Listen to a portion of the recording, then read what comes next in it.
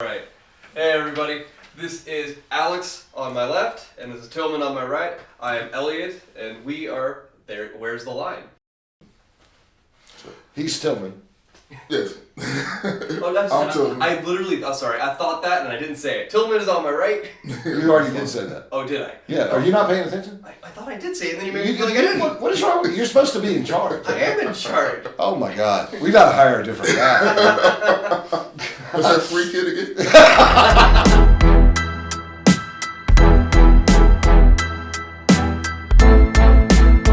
So we all had a pretty rough week in our own personal lives. Well, I know two of us, so then we had a rough week. Right. So I don't know about you, Tillman, but in terms of like dealing with the day-to-day lives, personally, where we all have to go through our own struggles, and then we have to deal with the grand stage that is the media's interpretation of social events. You know, how is a person to consume that and not let it bother them, or does it constantly bother them? Where do you guys fall on that line? Go ahead. You don't. You don't consume it.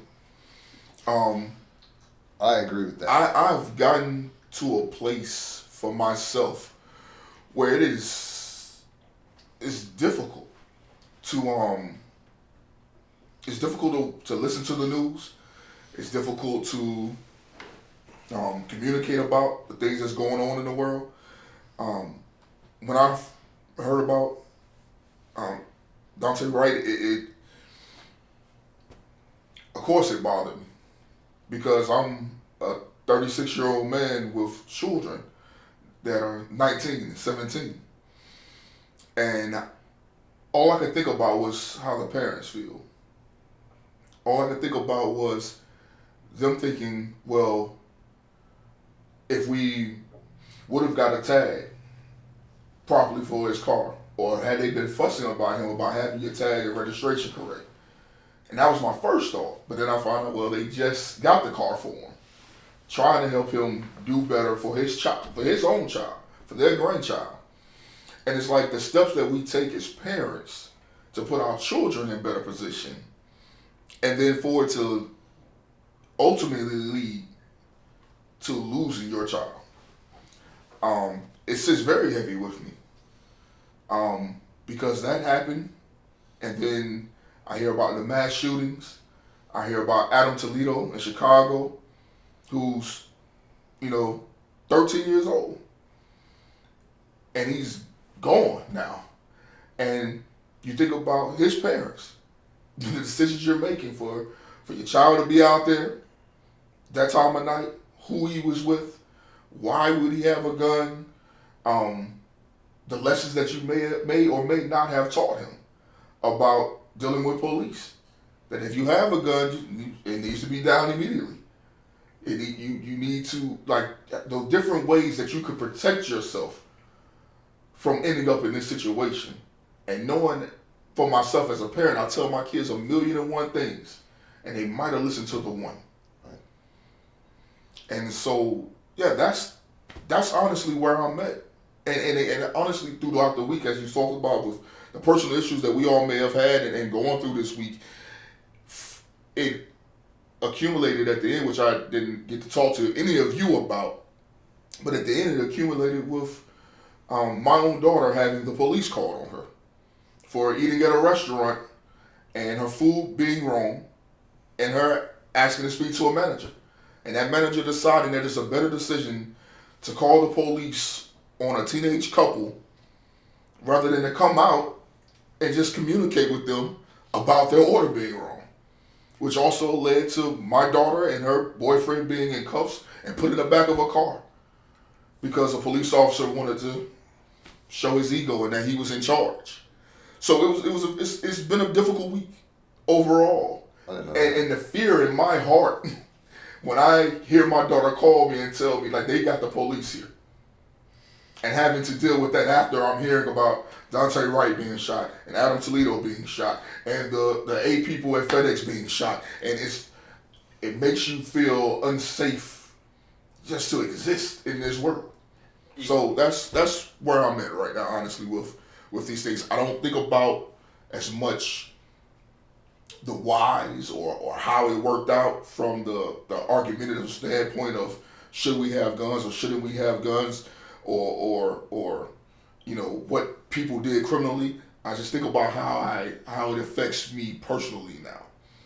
That I know these feelings and how I connect with these people personally.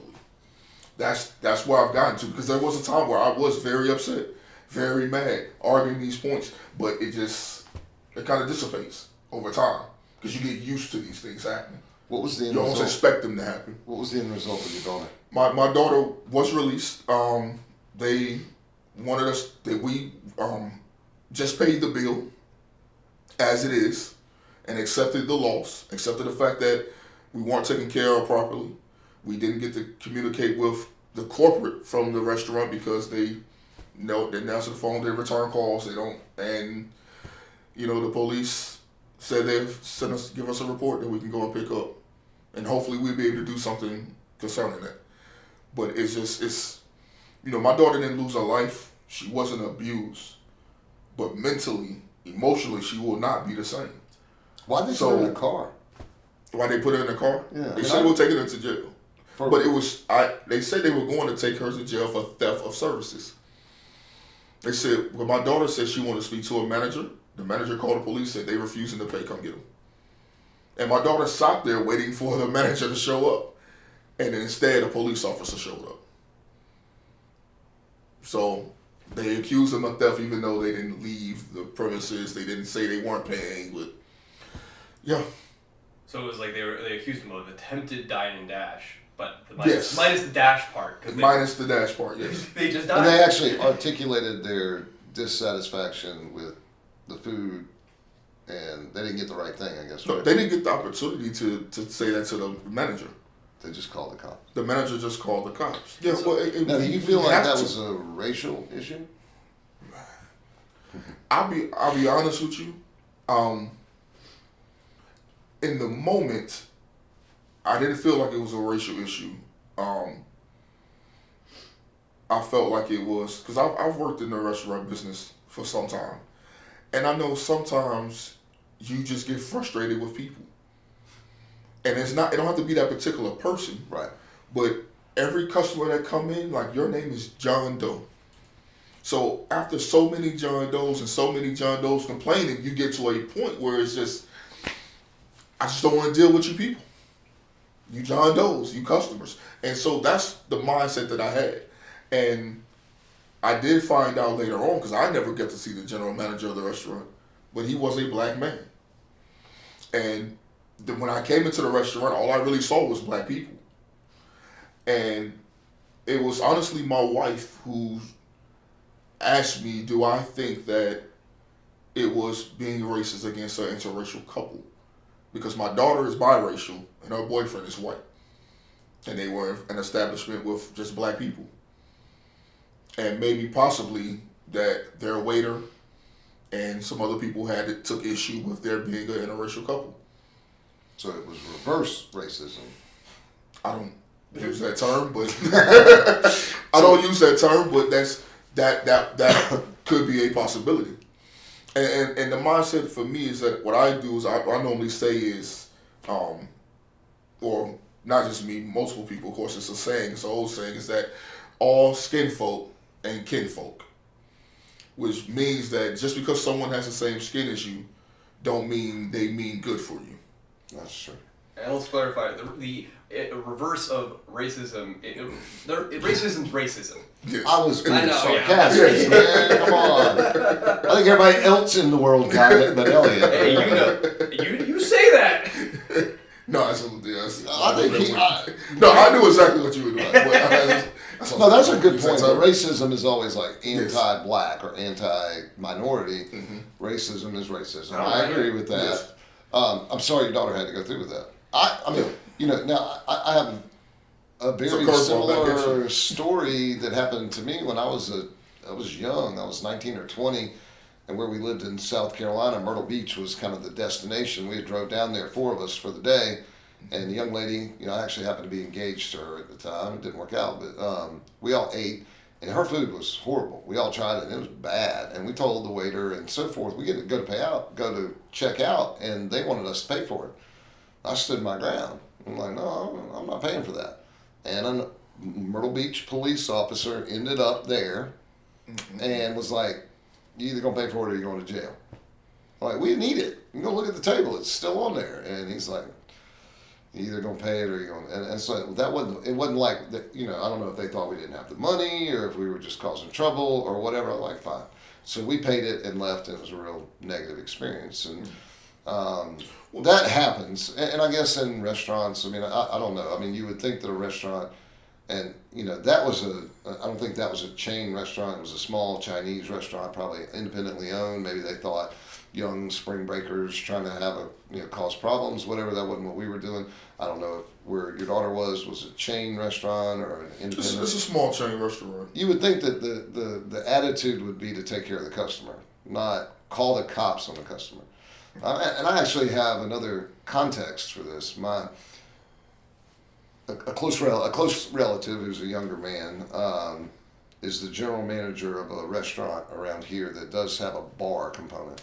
And there's always some rowdiness, and in conversation I've asked him, like, it seems like that got out of hand, you call the police. And he goes, "Well, we don't want to be known as the place that calls the police on our clientele, because we just try to handle it the best we can." I'm like, okay. He said, "Yeah, do you want to fight it out in the street?" And he's kind of, yeah. I mean, we don't want to call the cops on our customers. So I don't, you would think that, I don't know. I mean, I have an interesting line here. And so we're talking about where's the line. I do think when individuals, families, or businesses feel like the observation you made, maybe that manager who was black, and is dealing with your black daughter and her white boyfriend or mixed, daughter, is that the right way to say it? Multiracial, whichever. Individuals, families, businesses, situations where conflict arises, if it is escalating beyond the point of controlling it and having a discussion, then I don't have an issue with law enforcement getting involved. Now, I think the greater question, to the point that you were talking about, kind of what we've seen this week, all of the experiences that every American's had with watching things happen, the George Floyd trial, Dante in Minnesota, and then the young boy, what was his name? Adam Toledo. Adam in Chicago. Yeah. The shooting in Tennessee, wasn't that where the FedEx shooting was? I think I believe it was Indiana, actually. Indianapolis. Yep. All that going on would make you say, why would you ever call the cops? Yes. But the police officers are supposed to be trained, to de-escalate the situation and be able to handle it. And, so now, should the officers have handcuffed your daughter and put them in a car? I don't know that I agree with that. And I hope that there's some apologies, if nothing else, that are sent your way. From the police? Yeah. No. But well, I hope that there will be, because I had another issue that happened with another close relative and one of my granddaughters.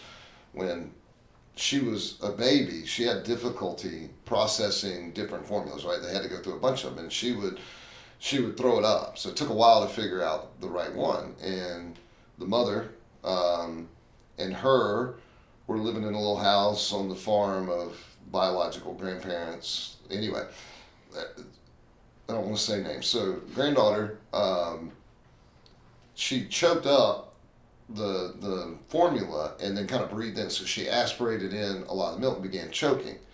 And the mother, again, family member, freaked out, called grandma. Grandma came down. They held her upside down. They were patting her on the back, trying to get her lungs cleared. They managed to, but that particular granddaughter, whenever she would get mad or something, her face would turn bright red. She has this vein that runs through, and it would get really bulged out. You could tell when she was mad, when she was a baby. It was cute. You can always tell because she'd just bulge out. Well, so an ambulance gets there and a deputy sheriff gets there. And there's a female deputy sheriff, and they were loading the grandchild into the ambulance to take her to make sure. But by then she was breathing, but they wanted to make sure everything was okay. And mom, family member, went to get in the ambulance with her, and the deputy sheriff was like, no, you can't do that because we don't know if this is child abuse. That's what she said. Now, so she had to ride with grandmother behind the ambulance with her daughter, who was an infant, less than a year old, in the ambulance. Now, I got a phone call while she was riding to the hospital. Within 5 minutes, I was at the sheriff's office, county sheriff. Yeah. And I got to give credit to our local sheriff's office, because there was a very, very large, he was white, deputy sheriff came out. Big man. And I let him have it from one end of his butt to the other. I was not a happy man, and he knew it by the end of the conversation. And if he just said one word that was confrontational or anything, I was prepared to be locked up. You're not going to treat her that way. And when we were done, he was calm. He said, "Sir, here's what you need to do. Walk across here, go get a copy of the dispatch call, get a copy of the report, get a copy of everything, and then you need to call our sheriff." Within 24 hours, I had a phone call from the sheriff of our county apologizing. He called her directly and apologized, called me and apologized, and a note went in that deputy, the female deputy's file. And I told him, I'm not trying to mess up anybody's career, but that was a traumatic situation that was made worse. Yeah. Now that to me is either poor training, insensitivity, whatever. And it would be the same thing that I would say about an officer who felt like he had to handcuff. How old's your daughter? 17? 17. Handcuff a 17-year-old girl and put her in a car because why? Was she behaving hysterically or? No. I mean, No. She never got to talk to a manager, and I'm sorry this because it makes me emotional to listen to you talk about being able to even communicate aggressively whatsoever with a police officer. I couldn't dream of it. Like, my baby girl was being placed in handcuffs, and all I could do was stand to the side of her, just tell her, "Baby, you gonna be all right. It's gonna be all right. We're gonna take care of this. Don't worry about it." I couldn't dream of really letting them know how wrong they were. All I could try to do was temper my daughter, temper my wife, to make sure that my wife, I end up everybody goes having to go, right. Trying to control that situation as much as I can by just humbling myself to this person that conducts themselves in the way that they do, which just leads to just talking about the superiority complex of police officers. And it may not be every officer.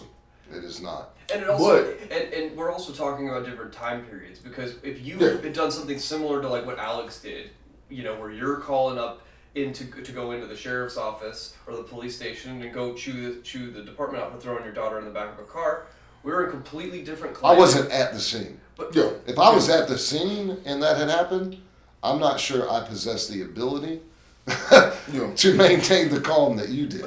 But just in imagining these high tense situations, because you're dealing with a lot of people, everyone's under stress. Right. Even the people who are supposed to be in control are under stress because of what's going on. And so there is no right thing to do, but how do you make it? Well, there are a lot of right things to do. I mean, let's be fair. Yeah, it's just in terms of. And there are a lot of wrong things. You know when it's wrong. Right. Yeah. I think putting a 17-year-old girl in handcuffs in the back of a car to make a point for a crime she hadn't yet committed. Right. That she didn't say, "I'm leaving and not paying." No. She said, "I wanted to speak to a manager." Right. That is absurd. Yeah. For restaurant staff, that should be at most annoying. Well, that's weird though that a restaurant would do that, because isn't it now like at a bank or at Walmart? Well, maybe not at Walmart, but I mean, or at big retailers, if somebody's stealing something, you're not supposed to confront them. You're supposed to let them go, right?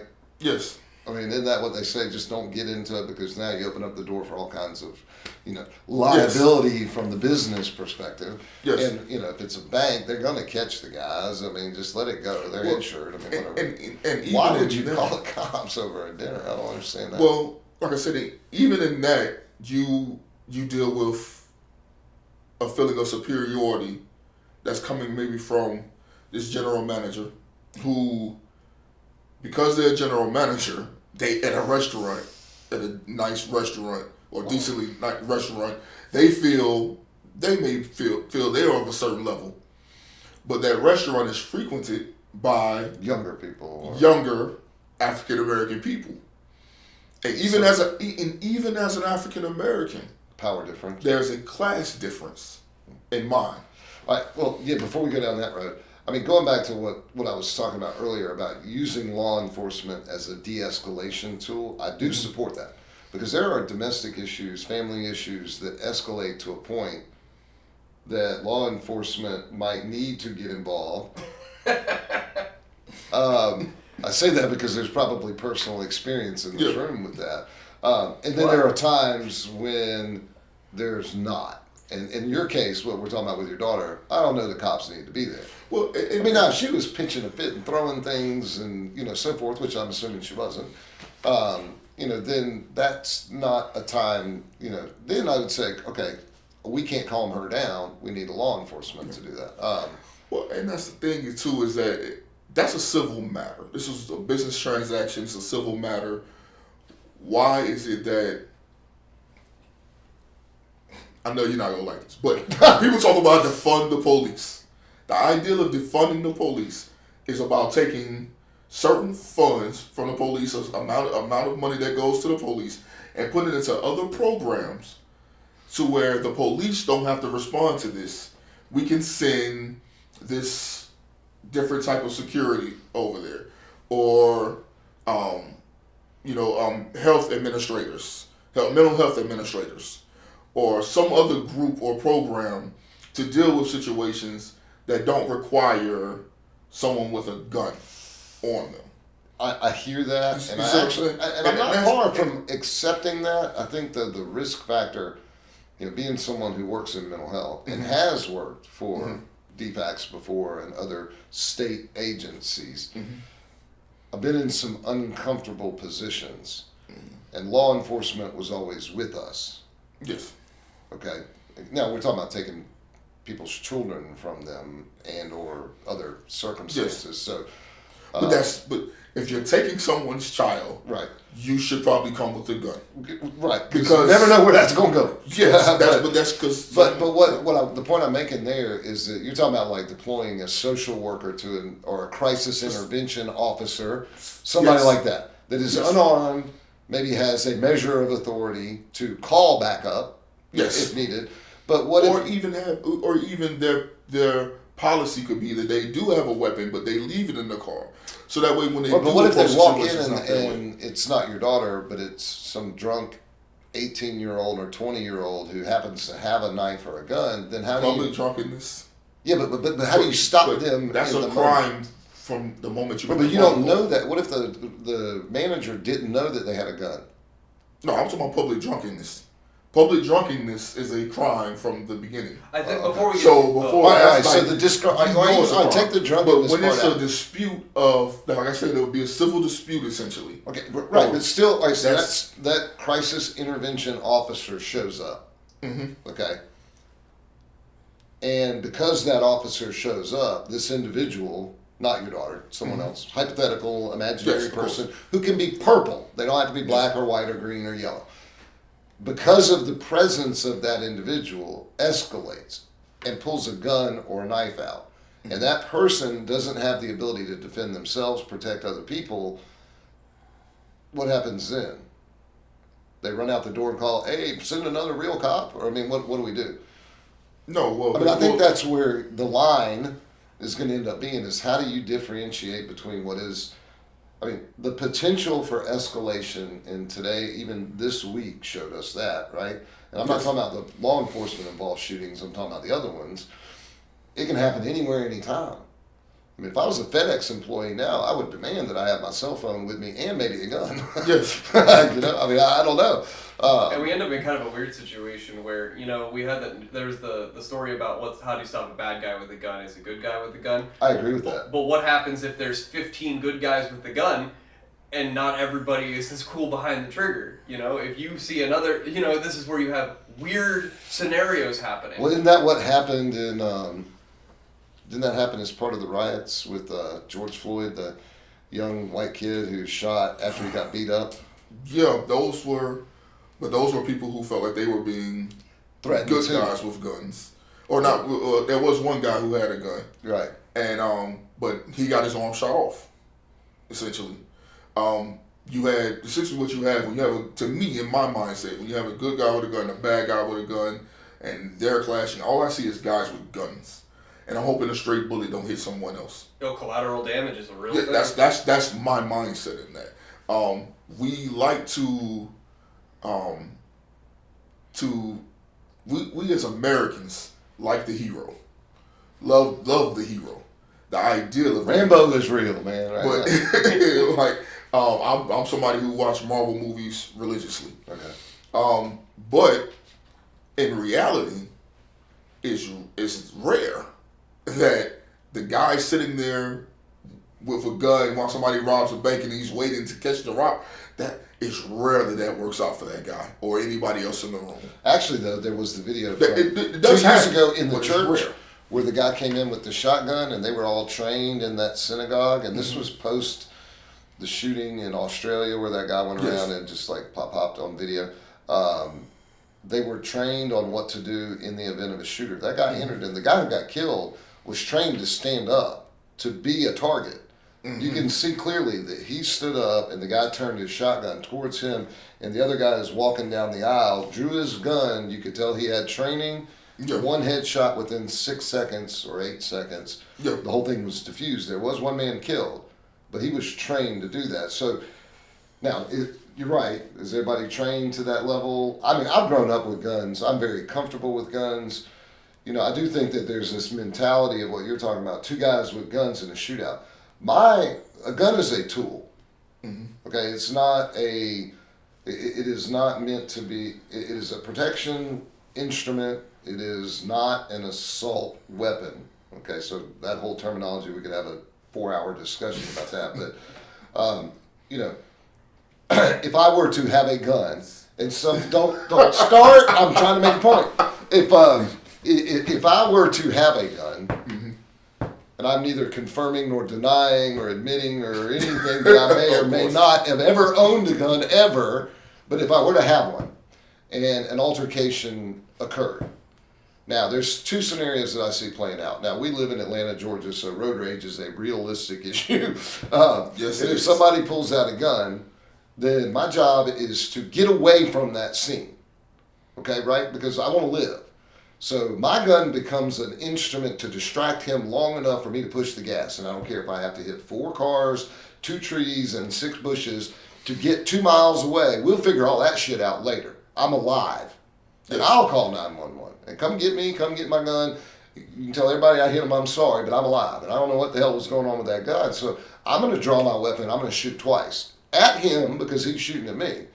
I'm probably not going to hit him because none of us are trained in guerrilla warfare with a pistol. And if it's over 25 feet, the chances of you hitting him are slim anyway. Yes. Okay? So let's be realistic about all the Rambos in the world. Now, a long rifle, an AK-47, you know, a rifle that is designed to put a bullet further downfield, that's a different story altogether. But a pistol over 25 feet, you're guessing. And that's collateral damage like you're talking about. But I'm still putting 2 rounds out there because somebody's shooting at me. That's going to cause him to duck, move, do something. Unless he's suicidal, then I'm going to put 2 more rounds. The clip only holds 8 or 16 or whatever size gun I imaginarily might have. I'm going to put 2 more down there and he's going to duck and I'm going to drive away. Your job is to get away. That is what the fact that every person who has a gun believes that they are trained in a way to engage in guerrilla warfare is asinine, Rambo, Marvel superhero, whatever bullshit that they see on TV, and that is not what a gun is designed for. Now, there's another scenario. Hang on. There is another scenario. And I think about this every time I go to a Walmart or a Target or anything.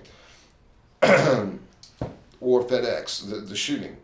You know, I'm involved with church functions and different things, and I think about it there too. Now, if someone with malice, intent, who is prepared, so they have a weapon that is designed to put a lot of bullets, a lot of long range, and take a lot of people out, and they're prepared with enough magazines and so forth that they can do some serious damage. And I'm thinking back to the Walmart shooting where that guy. All right, first of all, if that starts happening, and I don't have a weapon, I don't have a way to engage him, to distract him, to save people, to try to get him down, to do something until the cops can get there. I don't have a way to do that.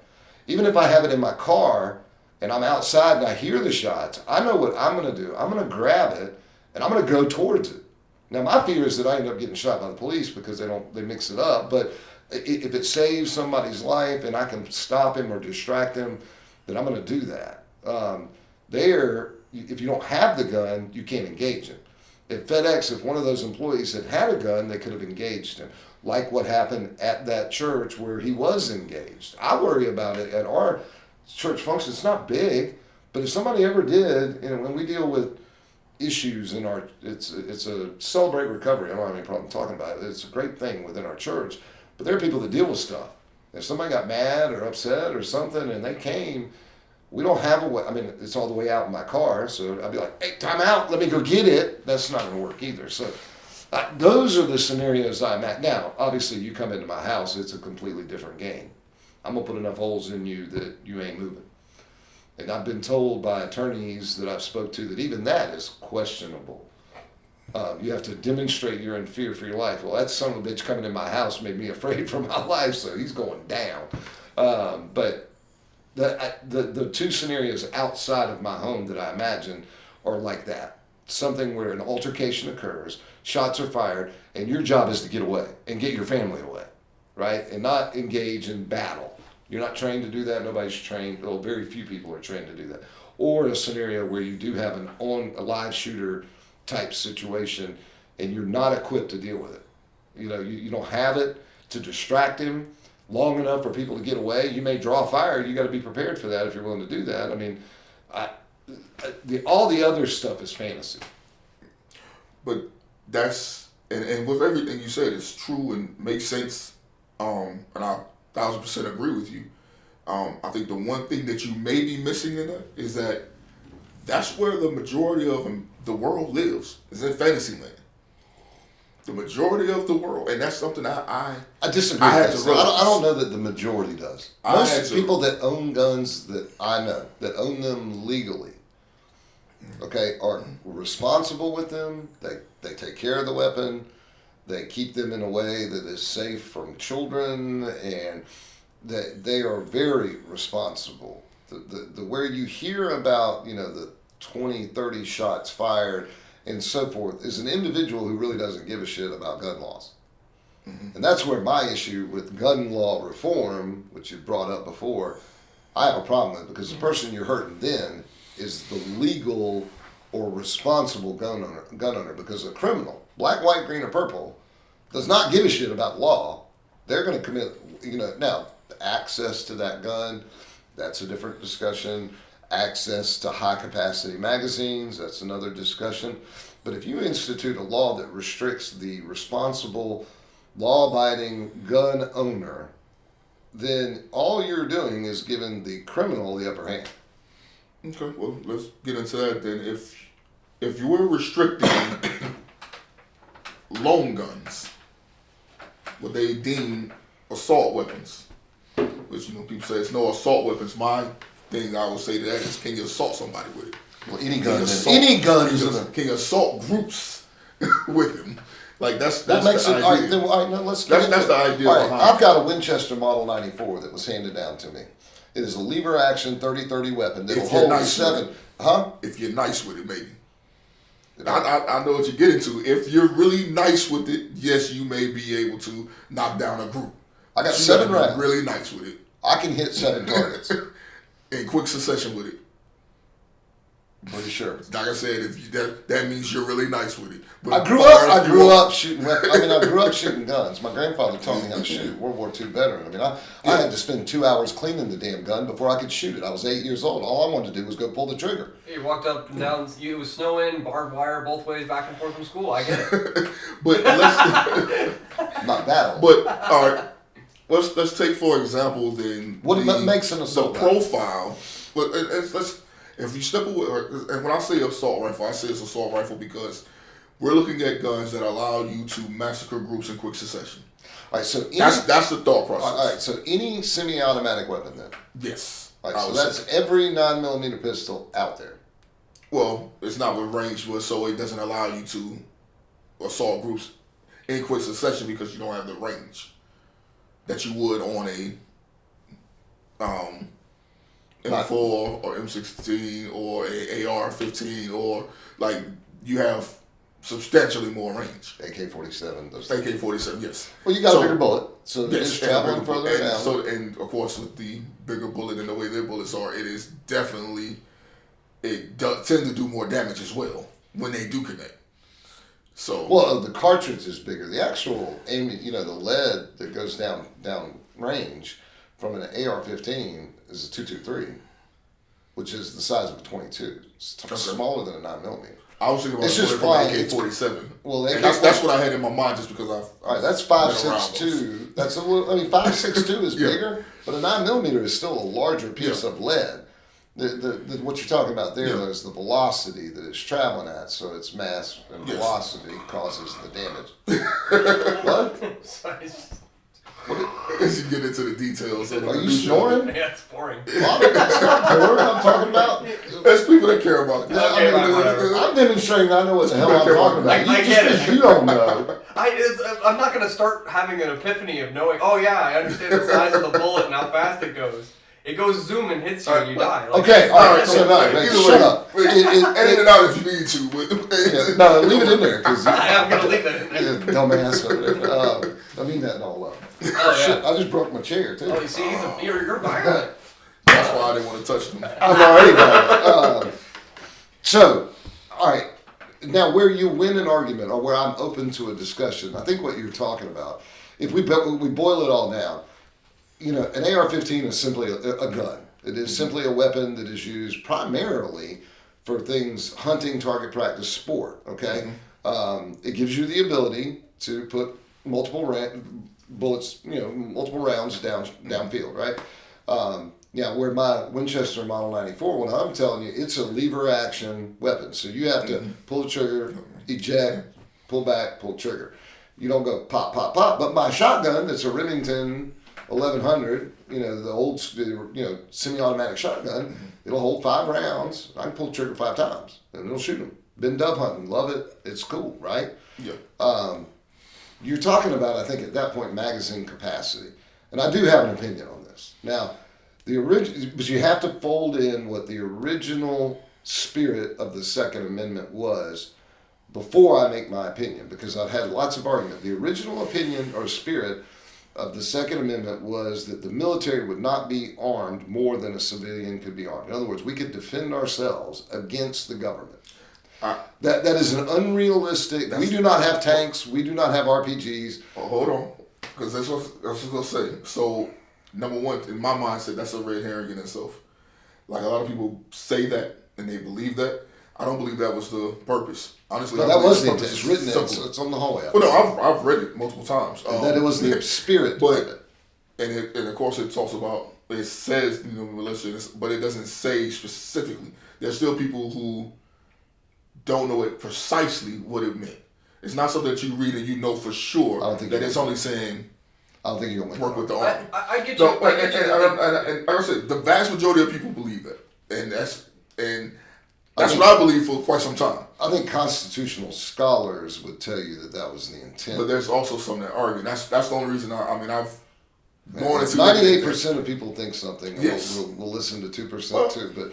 No, I feel you. But it's an unrealistic expectation at this point that even a militia could be armed to the level of our military. Yes. We don't have a tank. You don't have an RPG. You don't have what they got. Obviously, when they came up with the Second Amendment, they didn't imagine. They were using muskets. Yeah, and fixed bayonets in charge was like. Right. They didn't know that we would have what we have today. So I agree that right. But so I accept that is a fantasy. Mm-hmm. That the Second Amendment right, while its intent and original spirit was so that the individual could be armed to defend themselves against a government. Mm-hmm. All right, that is not a plausible situation now. So then we go to magazine capacity. This is the argument that I'm willing to have. All right, most double stack 9mm weapons, semi-automatic, you can get either 16 or 17 rounds. Depending, one in the chamber, 16 in the clip, 15 in the clip, 1 in the chamber. It just depends on which brand. Now, you can buy the extended 30-round clips and things like that, But the way it was made and designed, right, is for a double stack, 15 to 16 rounds, typically. So would be willing up to 25 rounds in a magazine, cut it off. 100 round magazine, a drum, probably don't need that. 30 round banana clips, banana magazines, they call it banana clips, but it's a magazine because it's what it holds. But I don't know if you need that. And my theory on that is if you're shooting at something, if we're talking about sport or hunting or target practice or whatever reason you want a 30 round magazine, if you can't kill it or hit it after 30 rounds, you don't need to be shooting at it. Well, and you don't need to be shooting at it. If you that can't 30 kill rounds, it after 30 rounds, Yeah. then Godzilla doesn't want you shooting at it. Yeah, You're that's probably what I going to get eaten anyway. I would argue that 30 rounds is a lot in a rounds? hunting situation when you're talking about that as well. Well, Like, that's a lot. there are scenarios like down in South Georgia. I mean, this is a real common practice. You can look it up on YouTube. Hog hunting, like feral pigs have become an invasive Wild boars species. and stuff. Yeah, Yeah. they're invasive and they multiply like crazy. So you might have 40 or 50 hogs in a farmer's field rooting up his vegetables and things that cost him a fortune. And they actually pay guys that come in and they have those high capacity magazines and night scopes and everything, and they pop. And for them, it's sport. It provides food because more often than not, that's donated to they either eat it or it's donated to local people who need it. It takes care of a problem for the farmer, etc. So there is a use for it. So like you you just, said, but you that's just get one grenade and then you just throw Right, but then you blow up the crop. it grows back. No, you Don't talk. It's just better when you don't talk. No, but seriously though, I'm glad you brought that up because we're talking about something that's sanctioned, essentially, where you said they're going down and they're being paid to do so. Or sporting. I mean, they're not being paid. But why? They have to have a hunting license. Exactly, they do have to have a hunting license. So why not make it that if you do want these particular add-ons and extensions like that, it does have to be licensed, and make sure that the hunting license is going through the way it should, because it's too simple now to purchase a gun. Like, You talking about the gun or the magazine? Well, the reason I'm not gonna. I don't know. I don't know about the magazine. I'm not into guns nowhere near that level. I'm into, hey, can this protect my house? Well, there are already federal laws that regulate the purchase of a weapon. Yeah, I know that, but the reason I question them is the only reason I was questioning that is because we have the situation where the shooting happened in FedEx, and they say that he already had a mental health issue. They had already went by and took a gun from him like 2 weeks prior, and then he got another gun, and when he did this shooting, so within a 2 week span, he had a gun removed from his home and was able to go and get another gun and still going. So that's a hole in the system. That's a flaw. And yes. What you're talking about is shoring up those holes. What do they call that? Like a blacklist law. It's the blacklist. The issue I have with that. Sorry. You all right over there? Yeah, I'm just drinking water. Is that what? Sure, that's what's in there. No. I mean, it's only it's 11 o'clock. It's 5 o'clock Sunday. It's Sunday. Okay. The issue that I have with the blacklist laws are, what if I made a phone call? Now, I have certain credentials, they might listen to me and said, just because I don't like you, or because something happened, or because you threatened me, or because you talked bad and hurt my feelings, okay? You bought a Coke and you're a black man, you're not supposed to do that. Being sarcastic. It happens, man. The sarcasm does happen. But I call the sheriff and say, okay, this dude, he's not right in his head because he's a black man. He bought a Coca-Cola. You need to go take his mental health is in question. Now they show up, and because I made that phone call and because this new rule exists, before they find out whether or not all of that is true, they're going to take your guns away from you. And then you got to go through the process of getting them back. No, because I think before you get a gun, go through this process. I don't believe. So every person who it's not in my purchases a mindset. gun needs to get a mental health evaluation. Yeah. Yeah. I don't think that's too much to ask at all. You have to take a driver's Well, test. It would help my business. So Yeah. I want to say right now that I'd be You go- happy to offer mental health evaluations if they want to pass There it. are states where you have to go through gun training school or whatever. Right. Now, I Before do you agree. get a license. Well, I mean, I think So we can have a I don't. concealed carry permit. It's another step, and it's funny to me how this conversation is so juxtaposed to the voting rights conversation that we had. Right. Because with the voting rights, it's like, okay, well, they're making it more difficult. No. No, well, I was saying they're making it more difficult. You Right. know they were making it more Get a difficult. license. Get a No, license. You gotta have an ID. You gotta have it. All But right, go ahead. slightly more difficult, whatever you want to call it. But But for that poor man who has to take 6 buses and 3 trains Yes. to get a hamburger because he was starved to death because he had to stood in line and vote. All right, Then I he has remember that. to vote. Yes. Yeah. And then he's got to vote. I remember that guy. Yes. Right. Yes. So, but with the gun laws, it's like, well, you cannot impede my right. Well, yeah, you have a right to it. Just like I have a right to drive a car. But I have to get tags and insurance and a driver license. And nobody's fighting about that. I have a right to travel. Yeah. You know? So in the same way, if we're gonna have this, yeah, I don't think a mental evaluation by any means is too much to ask.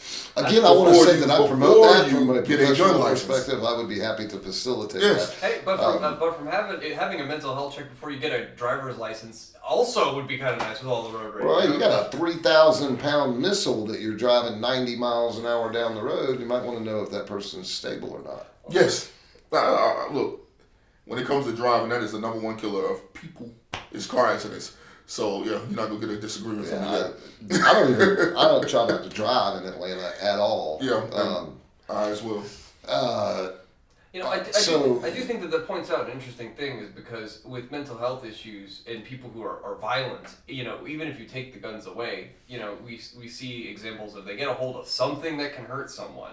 Somebody who's... Well, a machete, they're not going to kill 50 people. Right, But but, that's the but idea. the example is that violence will still happen. It's trying to do damage control and trying to mitigate... Well, my issue, the only part where I'm not opposed to any of that. Like, there already are federal regulations in place that a person who is being responsible for buying a gun, they have to fill out a form. It has to be checked by the government, and then you get, you have the clearance to buy it. Now, there are things you can do ahead of time to make that process easier. You can get, I forget the name of it, but there's a process where you have like all that already done for you, and you carry a card where the federal government has already looked you over. Everything's groovy. It's good for a year or whatever. You can go purchase a gun. You can purchase on the spot, but you've been intentional. You've already done the work. They know who you are. Again, almost every, I don't know that I know of, but maybe 1 or 2 exceptions where they were just kind of young or idiots of gun owners who don't carry their gun with a round in the chamber. You don't do that. There's things you don't do. A rifle in your vehicle should be unloaded. If there's a pistol in your vehicle, it should not be chambered. You clean your weapons, you store your weapons in a way that they're out of sight, out of touch kind of thing.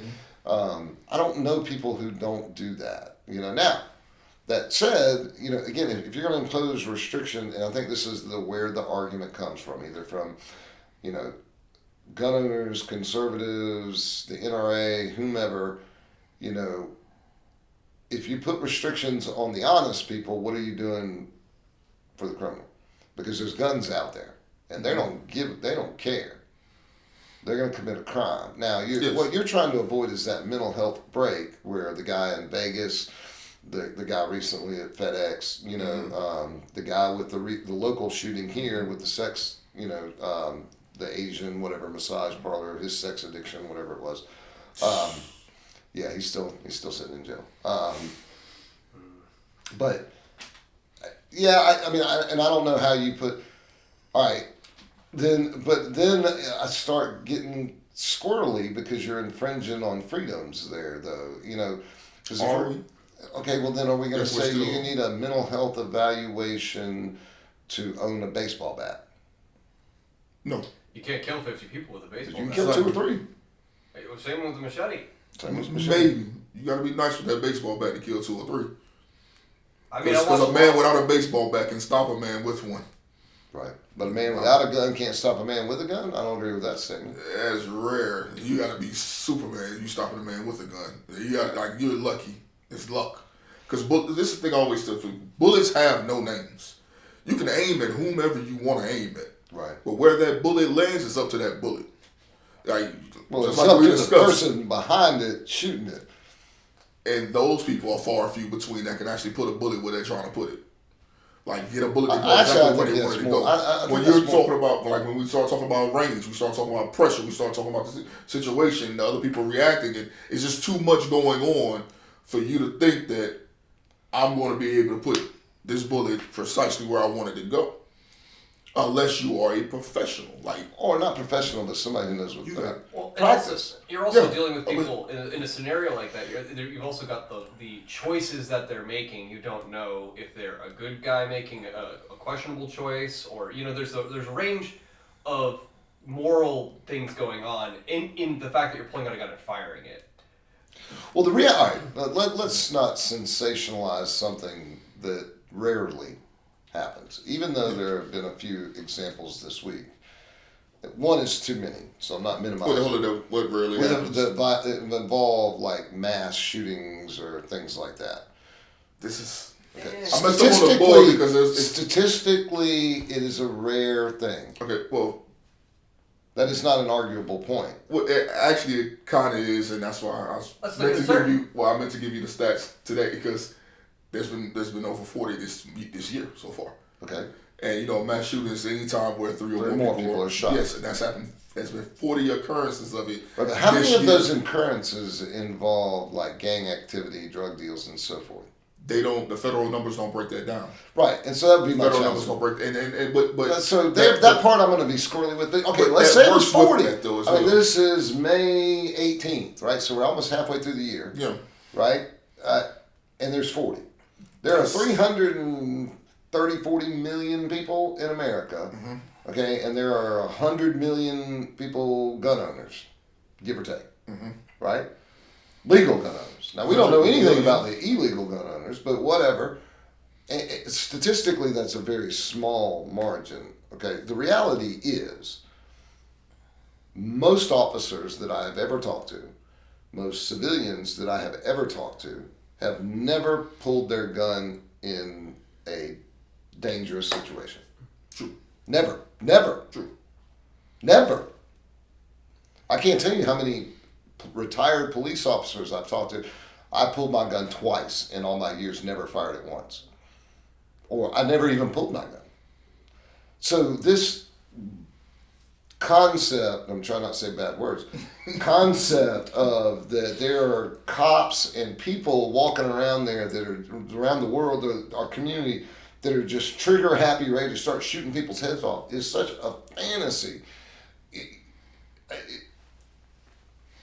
is not real. The statistics, if we are going to go off of those statistics, like you're talking about, 40 instances of 3 or more people being shot, or instances where law enforcement shoots an unarmed individual, black or white, or green or purple or yellow or orange or whatever, and we're going to say because of that, now the statistics of that, you are more likely to die of drowning in your bathtub than you are to be shot by a police officer or to be killed in a mass shooting.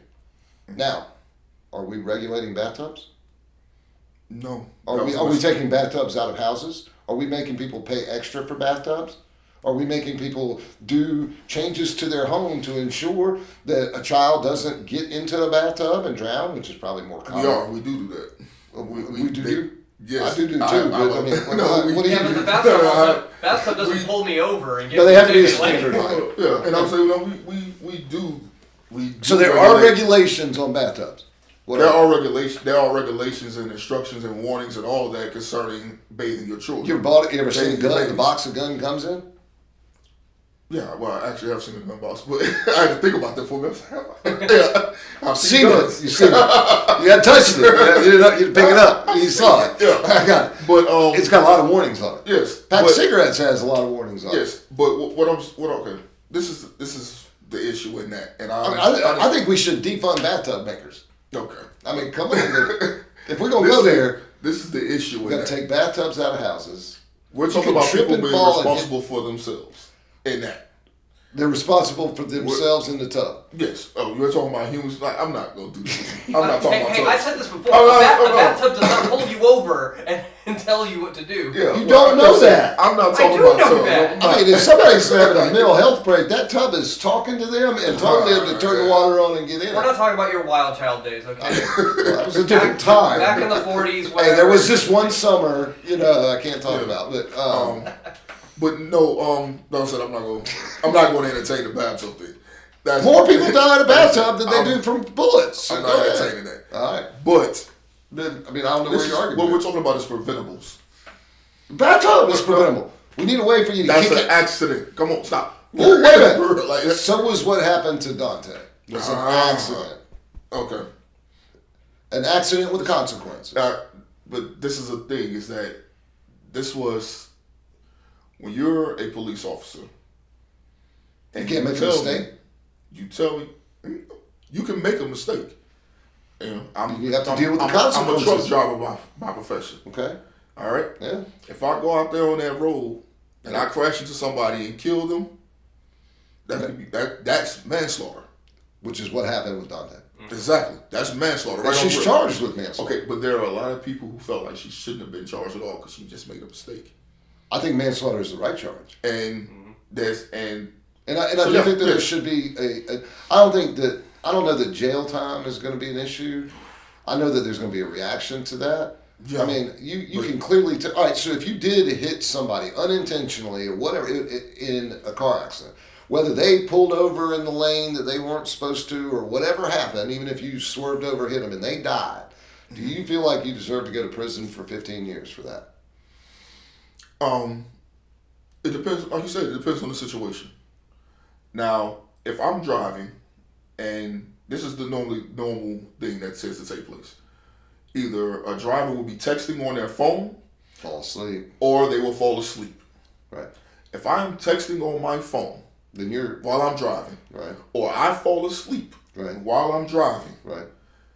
Do I want 15 years? No. But do I deserve my sentence if I killed somebody doing something so careless behind that wheel that I call myself a professional doing? Yes. Okay, well, good, because that police officer was neither texting nor asleep. Exactly. So she shouldn't get 15 years. She was neither texting nor asleep. No, I'm talking about that's when you're truck driving.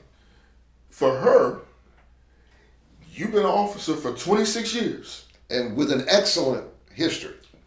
Beautiful history. Yeah. You're out there training another officer in the moment. Yeah. So when you go to reach for your taser. Yeah, which is on the same side. And you reach for your gun. Which is on the same side. No, since when it's on the same side? I think that they are on the same side.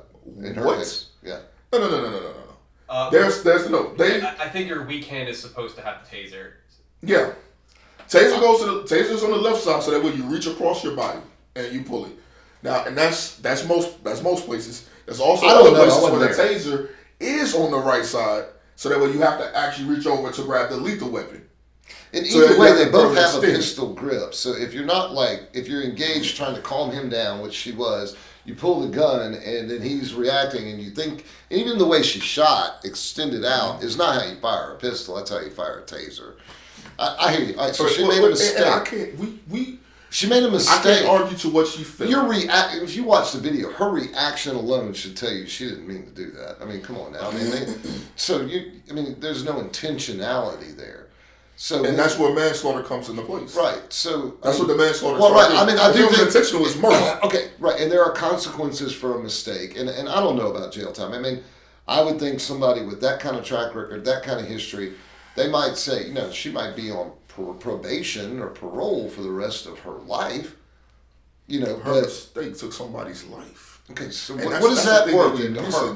But all right, so if you had the same thing happen to you in a truck? What is that worth out of your life? But that's what I said. That's 5 years of your life. Does that fix it? That's why it doesn't fix it. That's not justice. It doesn't fix it for me to do 5, 10, even 15 years. It doesn't fix it because somebody's life is still gone. Right. But what it does do is show that hey, it's not okay to do this. Well, I don't think It's there's not okay to anyone make out this there mistake. that thinks it's okay. There's already It's not discussion. okay. I mean, I do think that some intention needs to be put into the design of the grip of a taser. A taser, if you ever held one, feels like a gun. Mm-hmm. Okay, and so in a hot moment, I can see where that could have happened. So there needs to be a different design or something to a taser so that it is noticeably different. But even then, in the heat of a moment, an altercation, whatever, I mean, I don't know. Again, I do the wanna- statistical data shows that that's so rare. I do want to say for the That record lamp is more dangerous that to you. a taser weighs like the third the weight of the So of the in gun. that moment, you think And she also- should have recognized that? Well, if you go and grab if you reach for something that's heavy and you pull up something that's light, you feel that difference immediately. Everybody does. It's a common thing. But anybody who reaches for something and you grab, if you expect something to be heavy and it turns out light, you immediately like, whoa. Wait a minute. I can hand you a gun, and I can hand you two guns. One's loaded, one's not. And I'm willing to bet you can't tell me the difference. Now there's a But little difference in issue that. here as well. But also, I wanted to point out that the taser is yellow. Yeah, I was like, when it's hard It's to bright also, yellow. it's hard to be forgiving when you have a gun that is a very solid black and then it's in front of you and you see it's not yellow. And you tell me at what point do you point a gun at somebody and you can't see it? It's literally, you're aiming down the iron sight. If you meant to But by grab the your way- taser, you would see the bright yellow. So you think would she know it's your intentionally taser. shot that young man? No. I don't even, and that's what I said. I'm not even arguing to say I'm not she gonna intentionally have did that it. discussion But what at I'm all. saying, I'm not saying she intentionally did it. All I'm saying you're- is that you're you trying can't to- make that mistake, you're and try- she shouldn't have made that mistake, and she should be held accountable to the full extent of the law for the mistake that she made, I agree which with is that statement. She was manslaughter. asleep at the wheel, essentially. It's- Essentially, I yes. agree with that statement. And she but may I- have been but I asleep think at the that wheel because that was at a some simple point. See, traffic stop. this is where I think your argument loses. The argument that you're trying to make about all cops are bad and the Tillman and AOC, those the law enforcement is inherently racist and all this, that they're out to kill black people. You lose it with me when you can't objectively look at that and say that was a mistake. I have several times. Well, yeah, we're that's where we're But at. then you're like, well, but you're gonna tell me she can't look down there and see that that's an all black gun? In the moment, I mean, come on. No, the so whole- you lose any credibility when you do that. You're sensationalizing a single event, not to mention the 10 million other law enforcement encounters that happen in a year in America, where no one gets killed, and they're happy endings. You know why they quit with the live PD and the cops and everything? Because it doesn't fit the narrative of what they want to put out there right now. Live PD, you watched that, I'm sure you did. I did. And I never watched a lot of PD. I watched Cops when I was like cops and live PD. I never saw anybody get shot. Yeah, no. I've seen some brutality though. Well, I mean, you're right. Well, and it But goes no, to I've never point- seen nobody get shot. And I don't think they would show that though. Well, you So- talked about earlier about training, educating, raising your kids in a way that they should go. And you don't run, you don't resist. Okay, you don't I have to resist. greatly disagree with you there. But man, I have to- everybody I've ever known who's tried to run from the cops, resist, they tell me, I'm No, going to no, run I don't to disagree Mexico. with that. I don't disagree that you're not supposed to run. The idea that minorities have not conveyed that message to their children, that they don't teach them these things. Then what? Let me hold on real quick. Let me turn that on its head real quick, because when we're talking about this police officer in a tense situation making this mistake, it was just a mistake. It was okay. He resisted. He resisted. Hold You wouldn't have got there if he'd have just stood there. Hold on. She made a mistake. Why can't we point to that 20-year-old and say that he made a mistake? I agree. That in that moment he panicked. No, that I he don't was know. scared. I don't know. Okay, so He's George Floyd was the same way. The Well, young man in Chicago, same thing, resisting arrest. Almost all of these situations that have occurred where either armed or unarmed black man, right, wrong, or indifferent, I'm not getting into all that, has been shot and it's been made public. In every case, It's not every case, but go ahead. Almost every case. They're Not every case resisting so far, arrest. but go ahead. Okay, the dude in Atlanta beat up 2 cops, took his taser, ran away from him, shot at him with his taser. Now, I'm sorry, but where I come from, if you do that, you should expect to be shot. Period. If you beat up 2 cops, take his gun, take his taser, his partner doesn't know if you got his gun, his taser, whatever, whether it's yellow, green, purple, black, I don't know. Nobody's thinking in that moment, that man has got a weapon, he's running away. It fired at me, bam. By law, should he be shot? Absolutely. The law. Yes. The law say you shoot him. You shoot the guy that's pointing a taser. A man who assaulted 2 police officers who are threat? running away with a weapon that they don't know whether it's a dangerous weapon or not. And I've heard this argument. You said it was all right, so let him go. They know his name. Well, what happens if he runs down the street and a little old lady's getting in a car and he punches her in the face, takes her car, and she dies on the sidewalk and drives off? Who's culpable for that? I didn't say let him go. You chase him. Right. You call more police. Okay. You cordon him off. I love Monday morning quarterbacks. Well, who's your favorite team, your NFL team?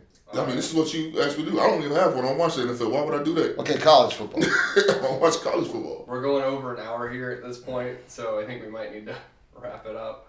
Shut up, Elliot. Do we? Hey, y'all got